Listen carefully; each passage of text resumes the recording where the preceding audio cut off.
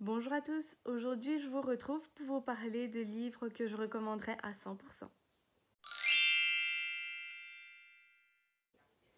J'aimerais commencer par La couleur des sentiments de Catherine Stockett. C'est un livre qui parle de la vie des bonnes à Jackson dans le Mississippi aux États-Unis en 1962. Dans ce livre, on rencontre donc Miss Keeter, une jeune bourgeoise blanche qui rêve de devenir écrivain. Et pour ce faire, elle rencontre la bonne Abilene. C'est une bonne qui travaille depuis des années pour la même bourgeoise blanche, en fait, on va dire. Elle raconte son quotidien, comment elle fait pour élever les enfants des autres alors que les siens l'attendent patiemment à la maison. Comment elle fait pour faire le ménage, pour faire tout ça, toutes ces tâches qui sont pas très glorieuses.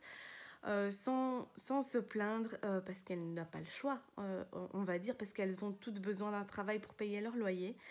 Et donc Abilene va entraîner sa meilleure amie Minnie et en même temps Miss Keeter va apprendre aussi sur la vie de Constantine, sa bonne qu'elle a eue quand elle était petite et qui l'a élevée, avec qui elle s'entendait très très bien, qui avait une relation extrêmement fusionnelle avec elle. On va apprendre plein de choses et moi honnêtement je trouve que Miss Keeter est énormément courageuse parce qu'elle risque d'énormes problèmes si les autorités savaient qu'elle fricotait, on va dire, avec des bonnes, surtout pour faire entendre leur voix qui à l'époque ne comptait vraiment pas. Et je trouve ça une histoire quand même assez jolie parce que voilà, Miss Keeter est vraiment prête à tout pour faire entendre la voix des bonnes. Dernièrement, j'ai lu Love Simon. C'est un livre que j'ai énormément aimé. C'était mon premier livre du genre LGBT. J'ai énormément aimé l'histoire. Je me suis énormément prise d'affection pour le personnage principal qui est Simon. Je trouve qu'il a énormément de courage pour avoir annoncé son homosexualité à ses parents parce que j'imagine bien que ça ne doit pas être évident. C'est vrai qu'il n'est malheureusement mis dans une case maintenant parce que voilà, il est homo. Il y a beaucoup de gens qui n'acceptent pas. Moi, je ne comprends pas. Bon, voilà, ça c'est mon point de vue. Je ne vais pas ouvrir ce débat-là. Voilà, maintenant l'histoire elle est géniale parce qu'on suit l'histoire de Simon, un jeune lycéen qui a du mal à s'accepter au début et qui fait la connaissance d'un autre homosexuel qui ne sait pas qui il est et qui surnomme Blue. Ils se parlent par message, ils font connaissance ainsi et il sait qu'il est du même lycée que lui. Et au fur et à mesure de l'histoire, on commence à connaître les personnages, on connaît Simon, on connaît Blue. Et je suis toujours étonnée de savoir qui est Blue en fin de compte, mais c'est une histoire que j'ai vraiment énormément aimée. Ensuite, nous avons 54 minutes de Marie Camp. Cette histoire parle au fait des tueries qui se passent actuellement aux États-Unis dans les lycées. Donc, dans ce livre, on fait la connaissance de 4 adolescents, Autumn, Claire, Sylvia et Thomas. Donc là, on suit leur quotidien dans la journée qui va virer au cauchemar dans le lycée Opportunity en Alabama.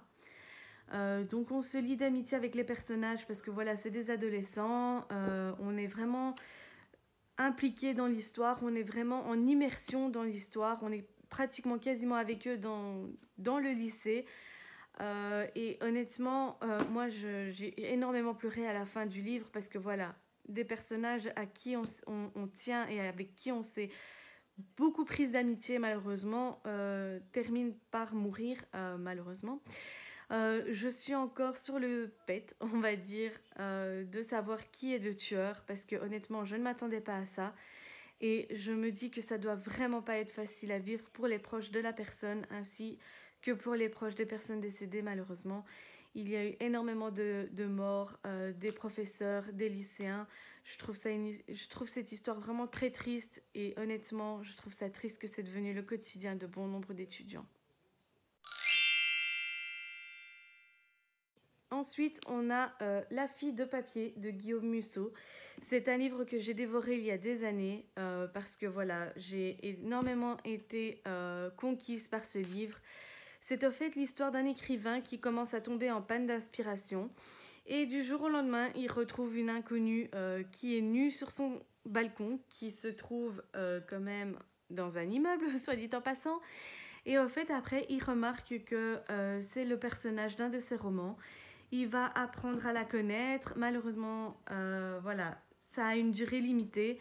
Mais on va suivre le quotidien donc, de Tom Boyd, cet écrivain, ainsi que donc de son héroïne du roman.